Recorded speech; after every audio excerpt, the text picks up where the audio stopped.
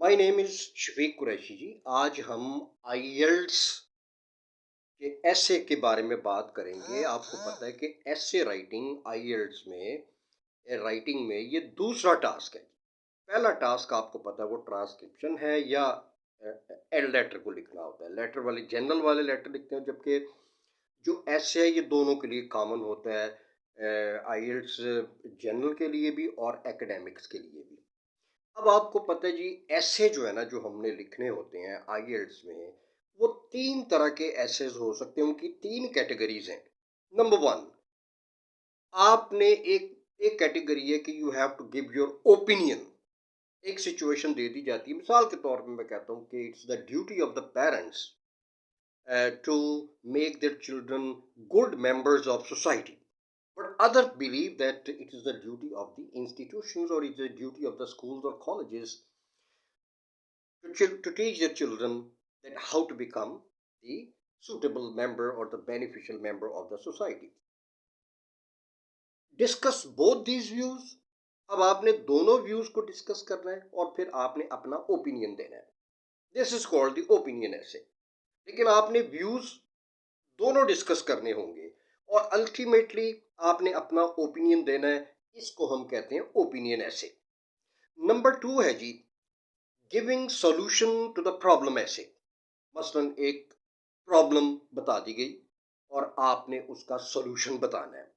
कोई भी प्रॉब्लम, जैसे जी the development countries have created a lot of environmental problems, ठीक है जी, that has caused the pollution all around the world, और the global warming that has caused the global warming.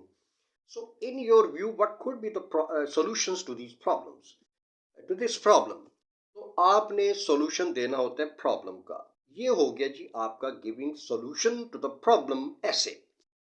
और जो तीसरी किस्म है जी ऐसे की, वो है आपने एक पॉइंट है उसके आपने गुड पॉइंट्स और बैड पॉइंट्स, यानी आपने उसके एडवांटेजेस और डिसएडवांटेजेस बताने होते हैं। मिसाल के तौर पे मैं आपसे सेल फोन की बात करता हूँ कि what are the advantages or disadvantages of the modern technology, like for instance a cell phone or the computer, so on and so forth. अब आपने क्या करना है जी, आपने बात फेवर में भी करनी है, आपने उसके एडवांटेजेस भी बताने, लेकिन इसके बारे में मैं अगली वीडियो में डिटेल से बताऊंगा कि पैराग्राफ जो मेन बॉडी के वो आपने कैसे कंस्ट्रक्ट करने हैं। लेकिन अभी मैं आपको सिर्फ टाइप्स बता रहा हूँ। और ये तीसरी किस्म को हम कहते हैं आर्गुमेंटेटिव एसेज। क्या कहते हैं जी? आर्गुमेंटेटिव एसेज, जिसमें आपने एडवांटेजेस और डिसएडवांटेजेस बताने होते हैं दोनों के। अब आप देखिए, आपने जब ऐसे लिखना होता है उसके तीन पार्ट्स होते हैं। सबसे पहला पार्ट होता है इंट्रोडक्शन, जिसमें आपने जो टॉपिक आपको मिला है, जो प्रॉम्प्ट आपको मिली है, you just have to paraphrase the prompt. Means आपने उसको दोबारा से पैराफ्रेज करना है बाय यूजिंग द सिनोनिम्स और डिफरेंट अदर वर्ड्स। यानी एक्सप्रेशन आपका होगा लेकिन मैसेज वही होगा जो टॉपिक में दिया हुआ है। इसके बाद आपने कम से कम दो आपने पैराग्राफ्स बनाने हैं मेन बॉडी के। इसको हम कहते हैं मेन बॉडी। जो दूसरा हिस्सा ऐसे का होता है उसको मेन बॉडी कहते हैं। हम उसके कम से कम दो पैराग्राफ्स को बनाएंगे, लेकिन हम ज़्यादा भी बना सकते हैं। लेकिन हमारे पास चूँकि टाइम की शॉर्टेज है, हमारे पास जस्ट 40 मिनट्स होते हैं और 250 वर्ड्स में हमने लिखना होता है, तो लिहाजा बेहतर है कि हम दो पैराग्राफ्स तक ही रहें। और तीसरा इसका पार्ट होता है, उसको हम कहते हैं जी कंक्लूजन, जिसमें हमने आप अपनी सजेशंस देनी होती हैं।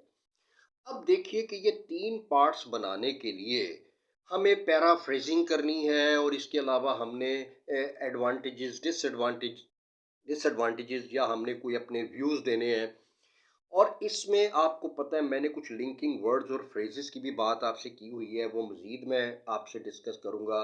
तो ये जी पार्ट वन में मैं आपसे ये चीज़ें डिस्कस कर रहा हूँ कि क्या ऐसे कितनी किस्म के होते हैं और एक ऐसे के कितने हिस्से होते हैं।